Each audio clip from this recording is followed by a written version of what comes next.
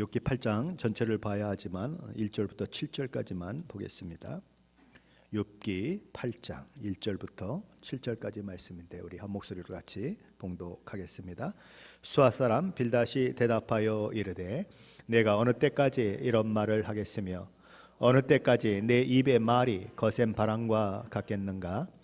하나님이 어찌 정의를 굽게 하시겠으며 전능하신 이가 어찌 공의를 굽게 하시겠느냐?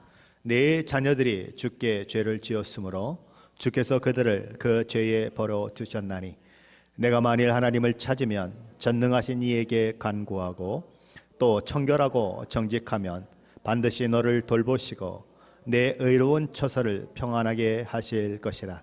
내 시작은 미약하였으나 내 나중은 심히 창대하리라. 아멘.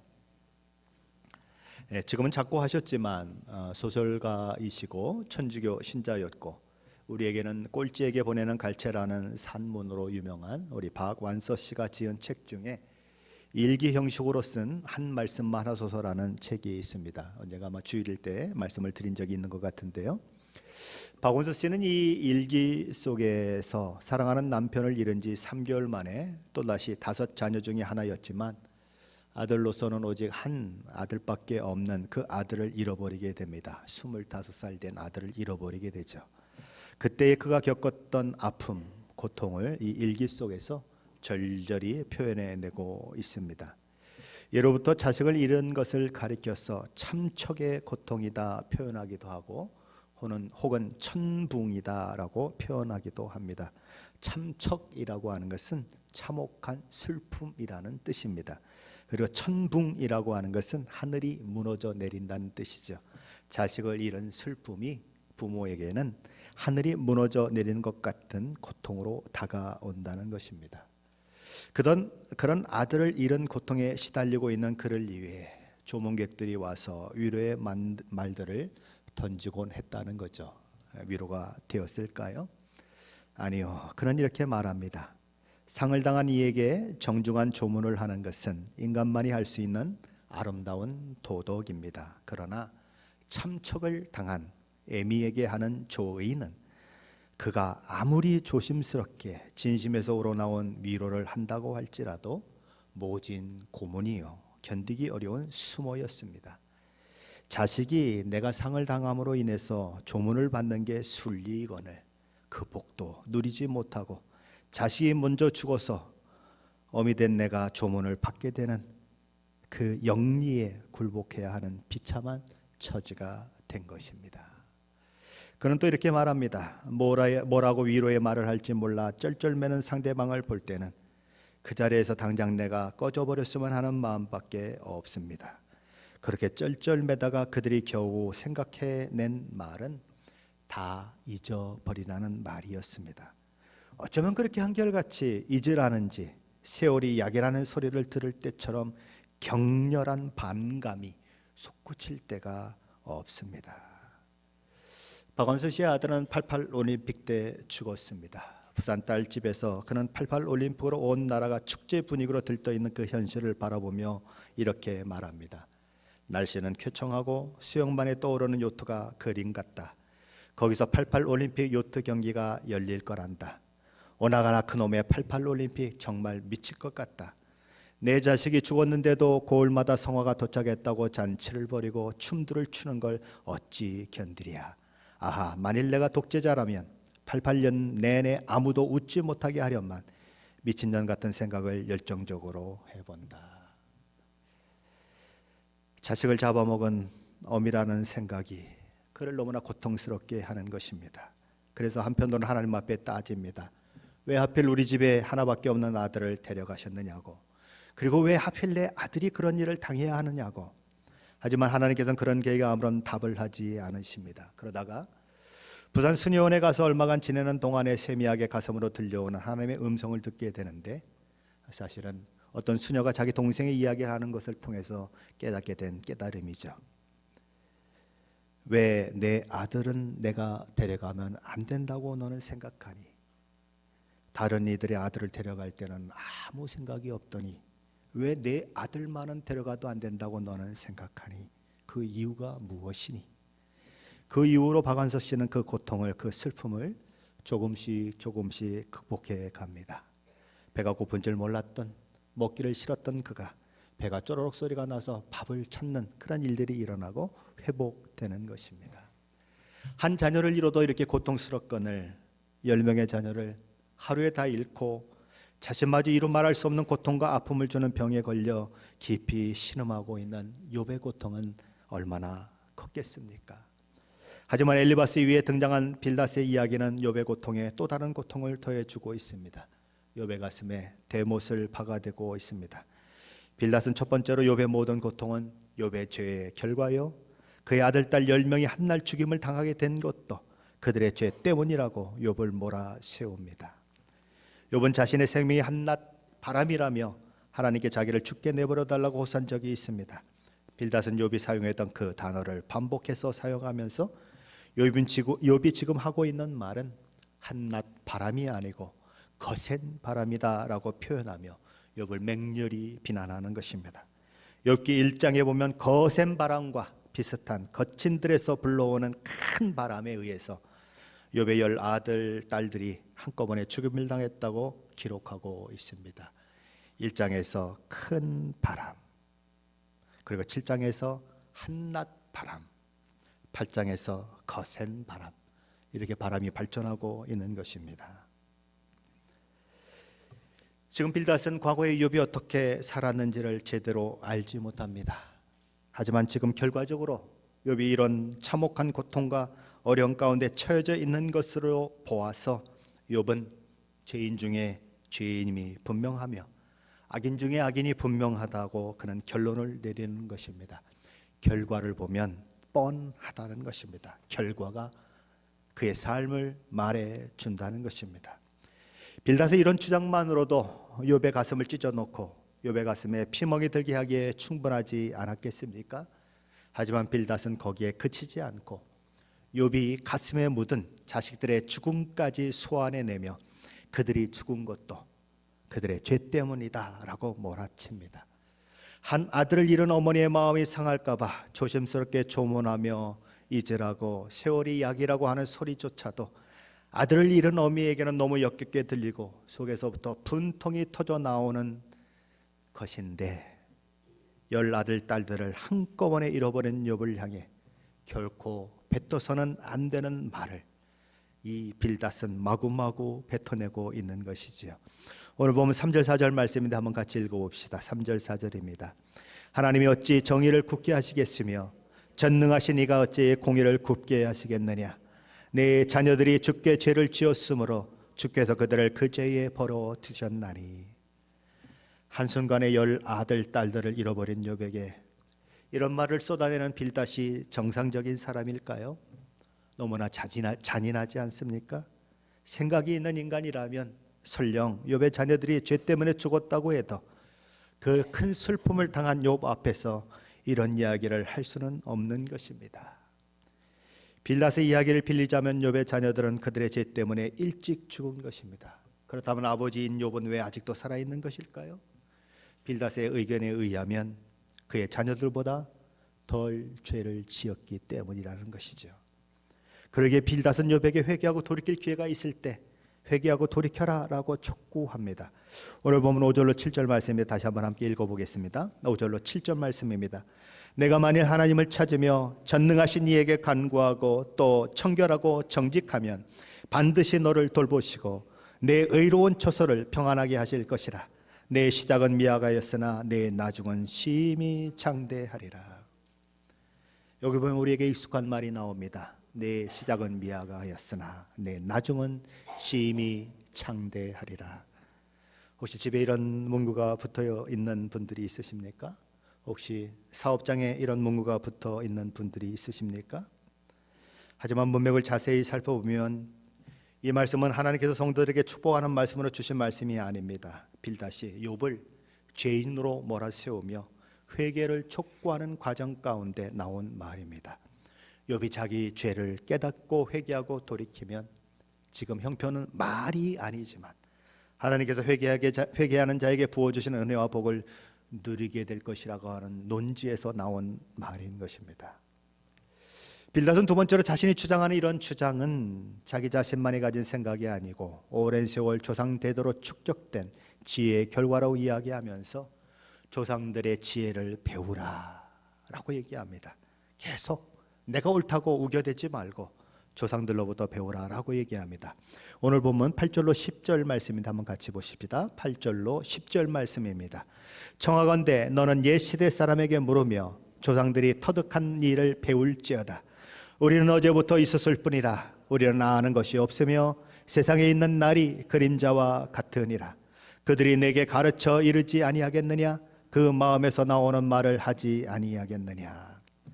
빌닷은 우리에게 전승된 옛 시대의 경험과 지혜에 귀를 기울이고 있으라고 말합니다.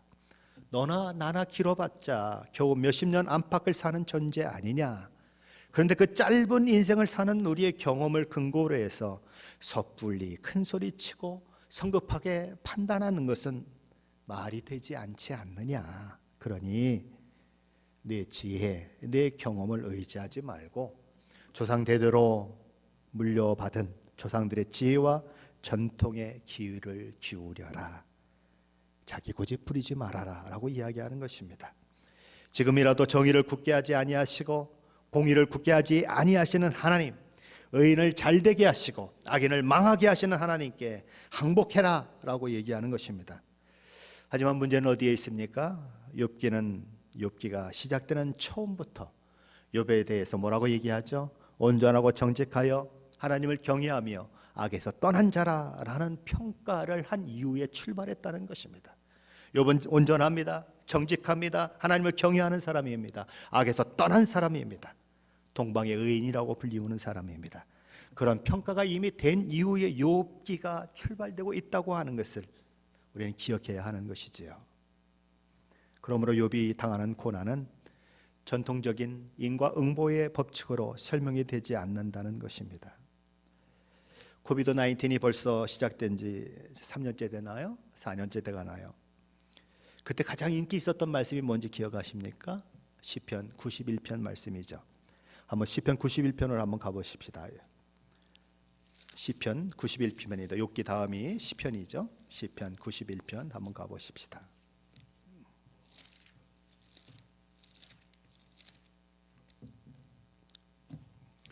시편 91편 구약성경 870페이지입니다. 시편 91편 1절부터 9절까지 우리 천천히 한번 같이 읽어보겠습니다. 지존자의 은밀한 곳에 거주하며 전능자의 그늘 아래에 사는 자여, 나는 여호와를 향하여 말하기를 그는 나의 피난처요 나의 요새요 내가 의뢰하는 하나님이라 하리니, 이는 그가 너를 새 사냥꾼의 올무에서와 심한 전염병에서 건지실 것이미로다. 그가 너를 그의 기초로 덮으시리니 내가 그의 날개 아래에 피하리로다. 그의 진실함은 방패와 솜방패가 되시나니, 너는 밤에 찾아오는 공포와 낮에 날아드는 화살과 어두울 때 퍼지는 전염병과 밝을 때 닥쳐오는 재앙을 두려워하지 아니하리로다. 1000명이 내 왼쪽에서 10,000명이 내 오른쪽에서 엎드려지나 이 재앙이 내게 가까이 하지 못하리로다. 오직 너는 똑똑히 보리니 악인들의 보응을 내가 보리로다. 내가 말하기를 여호와는 나의 피난처시라 하고 지존자를 너의 거처로 삼았으므로. 아멘. 여기 보면 5절에 뭐라고 되어 있습니까? 너는 밤에 찾아오는 공포와 낮에 날아드는 화살과 어두울 때 퍼지는 전염병과 밝을 때 닥쳐오는 재앙을 두려워하지 아니하리로다. 1000명이 내 왼쪽에서 10,000명이 내 오른쪽에서 엎드려지나 이 재앙이 내게 가까이 하지 못하리로다. 아멘. 놀라운 위로의 말씀입니다.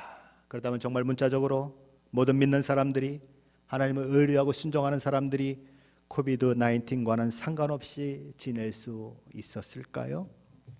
그렇지 않죠.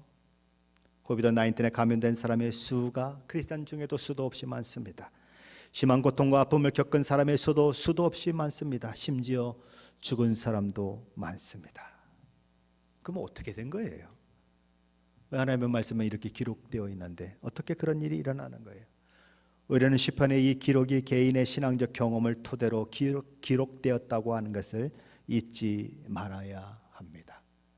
그 사람이 한 인생을 통해서 경험했던 경험이 여기 하나님을 찬양하는 찬양으로 나타나고 있는데, 한 사람의 경험만이 아니라 다른 사람은 어떤 경험을 하고 있느냐를 살펴봐서 이 말씀을 한꺼번에 봐야 한다는 거예요. 하나만 딱 보면 문제가 생기는 것입니다. 오늘 우리가 읽었던 욥기 8장에 있는 7절에 있는 말씀처럼 내 시작은 미약하였으나 나중은 창대하게 되리다 라고 하는 말을 앞에 문맥 전혀 생각하지 않고 딱 그것만 떼가지고 그냥 짜장면 집에도 붙여놓고, 그죠? 테리야끼 집에도 붙여놓고 그래서는 안 된다는 거예요. 시편 91편 같은 고백이 있는 반면에 시편 88편 같은 고백도 있어요. 우리 시편 88편 저자는 고라의 자손으로 알려지고 있는데, 그는 하나님 앞에 고난과 고통의 상황을 아뢰며 울부짖고 있습니다. 자, 우리 시편 88편 넘어가셔서 한번 보시죠. 시편 88편 1절 2절만 먼저 보십니다. 1절 2절입니다. 같이 읽습니다. 여호와 내 구원의 하나님이시여, 내가 주야로 주 앞에 부르짖었사오니 나의 기도가 주 앞에 이르게 하시며 나의 부르짖음에 주의 귀를 기울여 주소서. 그런 내가 주야로 하나님 앞에 기도한다라고 말합니다. 하나님, 나의 부르짖음에 귀를 기울여 주십시오라고 기도합니다. 왜 그는 그렇게 하나님 앞에 기도하고 있을까요? 3절로 12절까지 말씀인데 우리 한번 같이 읽어보겠습니다. 물은 나의 영혼에는 재앙이 가득하며 나의 생명은 수월에 가까웠사오니 나는 무덤에 내려가는 자같이 인정되고 힘없는 용사와 같으며 죽은 자 중에 던져진 바 되었으며 죽임을 당하여 무덤에 누운 자 같으니이다. 주께서 그들을 다시 기억하지 아니하시니 그들은 주의 손에서 끊어진 자니이다. 주께서 나를 깊은 웅덩이와 어둡고 음침한 곳에 두셨사오며 주의 노가 나를 심히 누르시고 주의 모든 파도가 나를 괴롭게 하셨나이다. 주께서 내가 아는 자를 내게서 멀리 떠나게 하시고 나를 그들에게 가증한 것이 되게 하셨사오니 나는 갇혀서 나갈 수 없게 되었나이다. 곤란으로 말미암아 내 눈이 새하였나이다. 여호와여, 내가 매일 주를 부르며 주를 향하여 나의 두 손을 들었나이다. 주께서 죽은 자에게 기이한 일을 보이시겠나이까? 유령들이 일어나 주를 찬송하리이까? 주의 인자하심을 무덤에서 주의 성실하심을 멸망 중에서 선포할 수 있으리이까? 흑암 중에서 주의 기적과 이집의 땅에서 주의 공의를 알 수 있으리이까? 도대체 무슨 기도를 하는 것 같습니까? 죽기 전에 빨리 답 달라고 재촉하고 있는 기도가 아닙니까? 하나님, 내가 죽으면 무슨 소용이 있습니까? 지금 이 고난 중에 나를 돌아보셔야죠. 죽고 나서는 뭘 하실 거예요? 라고 묻는 거 아닙니까? 그렇게 간절히 하나님 앞에 기도했어요. 그럼 하나님이 답을 주셨을까요? 계속 한번 읽어보십시다. 13절로 18절 말씀입니다. 같이 읽습니다. 여호와여, 오직 내가 주께 부르짖었사오니 아침에 나의 기도가 주의 앞에 이르리이다.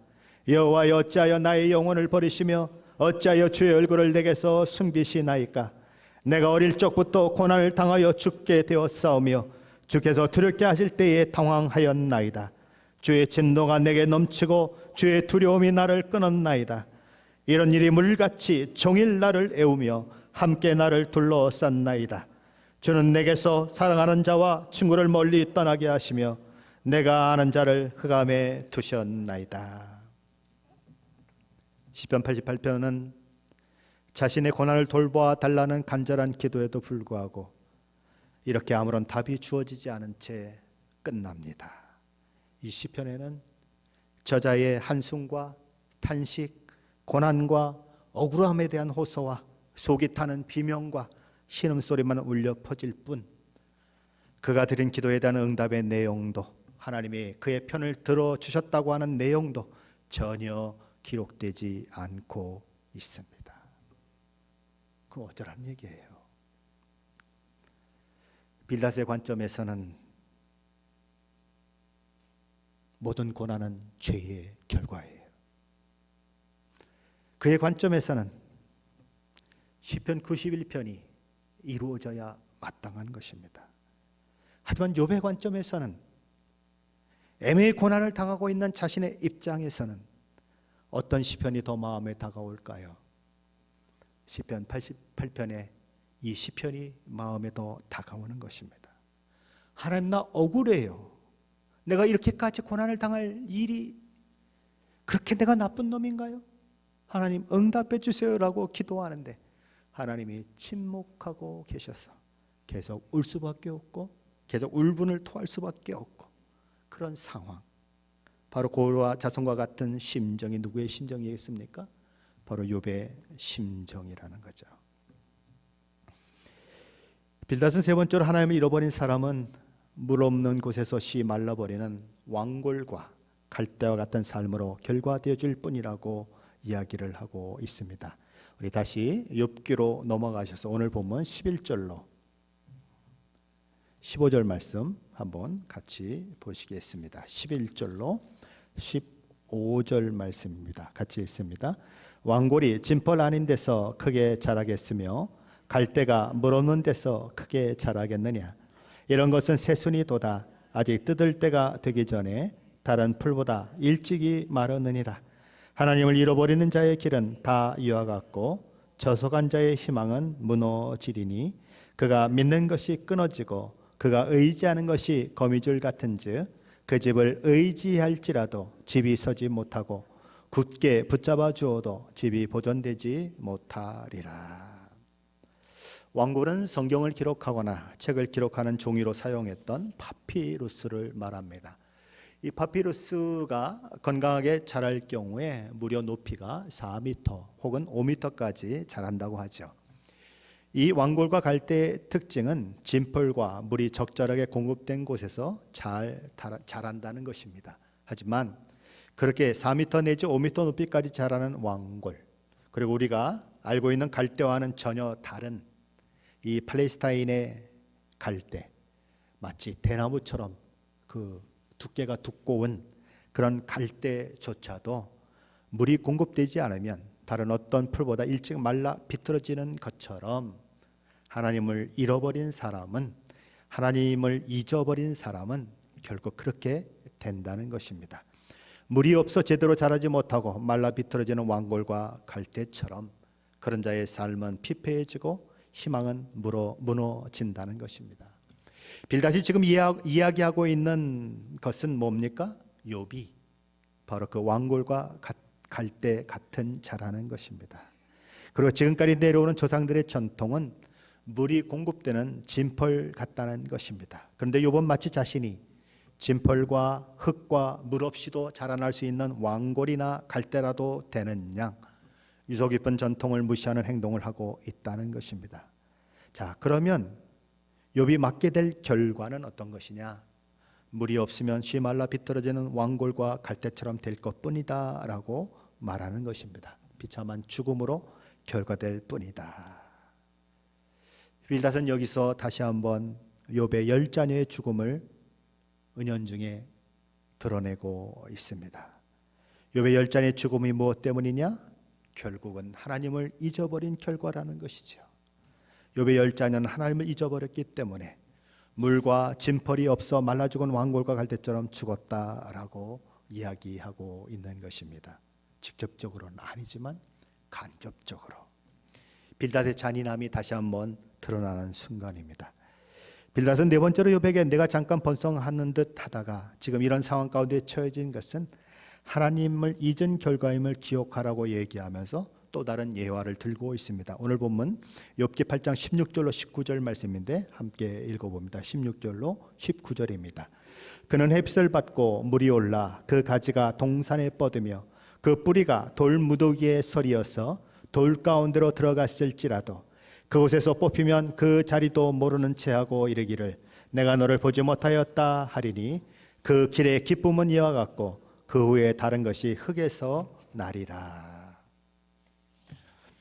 앞에서 빌닷은 물과 진펄이 충분하지 않은 곳에서 자란 파피루스와 갈대가 어느 순간까지는 잘 자랄 수 있지만 물이 마르면 곧 말라 비틀어져 죽는 것을 악인들의 삶에 비유한 적이 있습니다. 그리고 지금 이제 여기서는 식물 비유를 통해서 그 이야기를 이어가면서 나무의 뿌리가 돌무더기 사이에 내렸다고 하더라도 거기서는 깊이 뿌리를 낼 수 없기 때문에 해가 뜨고 날이 뜨거워지면 결국 말라 죽을 수밖에 없다라고 이야기합니다. 그러므로 악인이 걷는 길의 기쁨은 잠시뿐이고 결국은 허무한 멸망으로 끝난다라고 이야기하는 것입니다.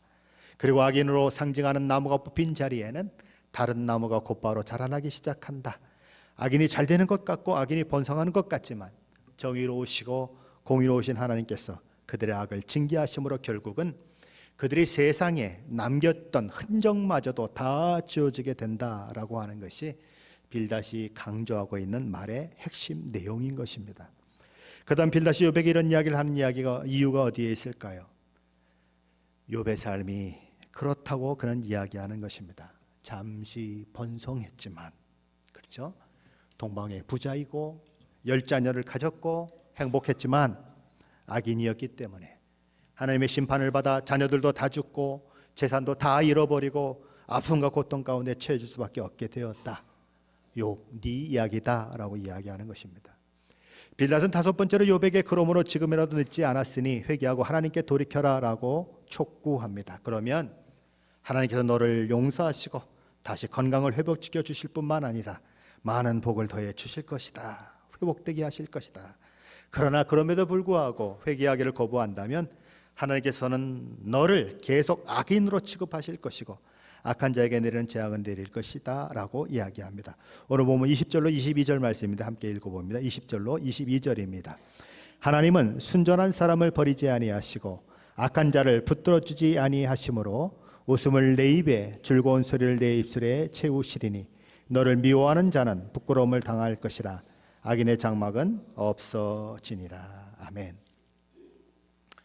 빌닷은 말했습니다. 하나님은 정의로우시며 하나님은 공의로우시다고.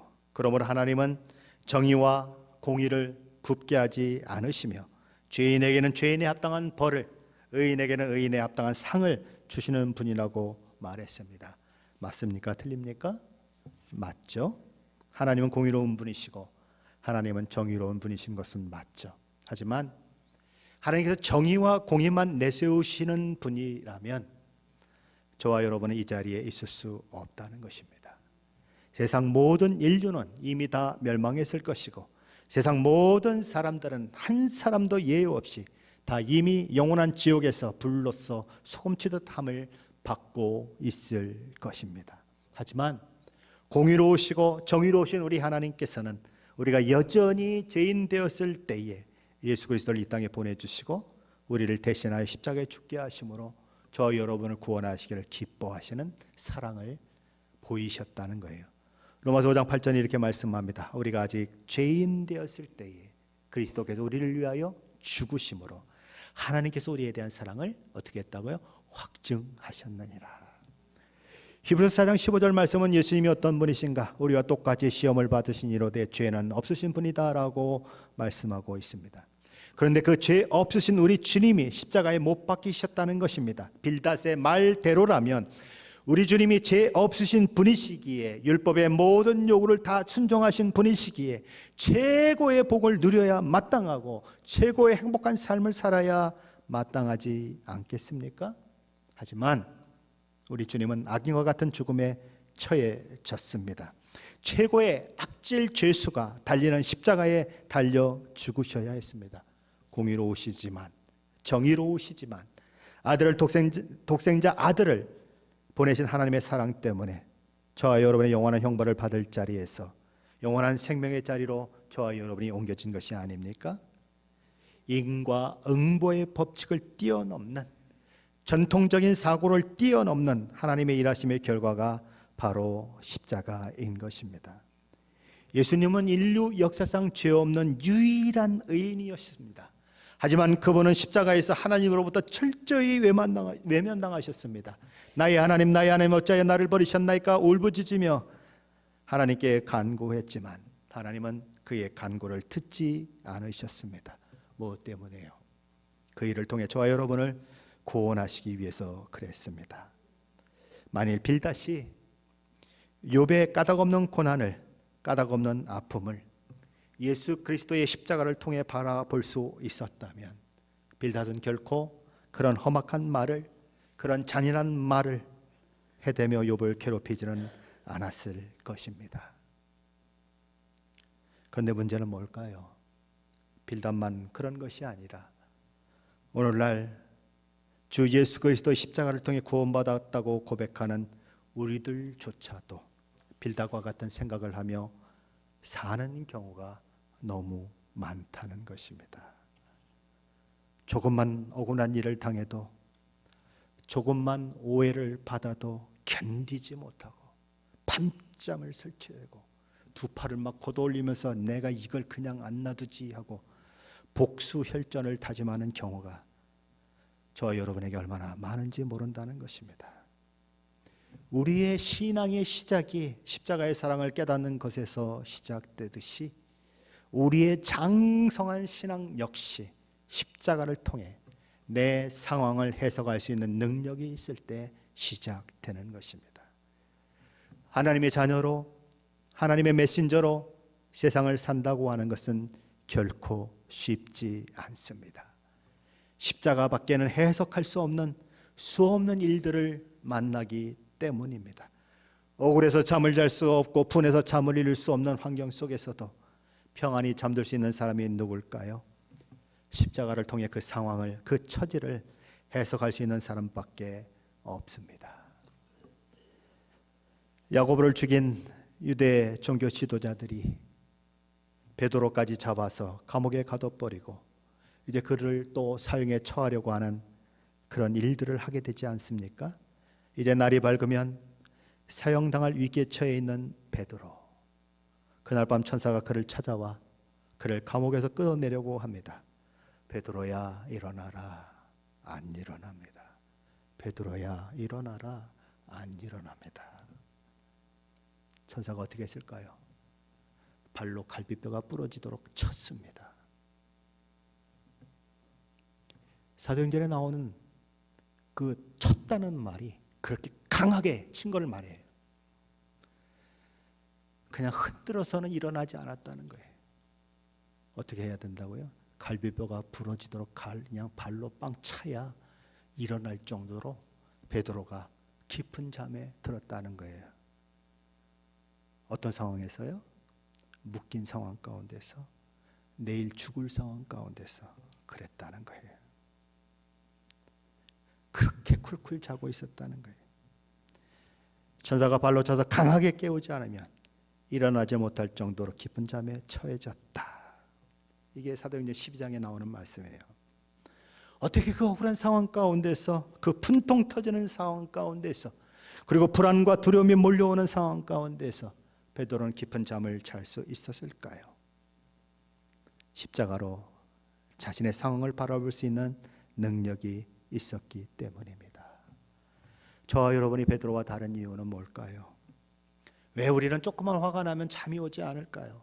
조그만 근심거리가 있으면 잠을 못 자고 밤을 꼬박 새우고 있을까요? 십자가로 이 상황을 바라보고 상황을 해석할 수 있고 그런 능력이 저와 여러분에게 없기 때문입니다. 십자가를 얘기하지만 아직 십자가의 그 의미를, 십자가의 깊은, 십자가에서 보여주신 그 하나님의 마음을, 그 예수 그리스도의 심정을 아직은 제대로 잘 알지 못하기 때문에 그런 것입니다. 여러분에게 도전하고 싶습니다. 저에게도 도전하고 싶습니다.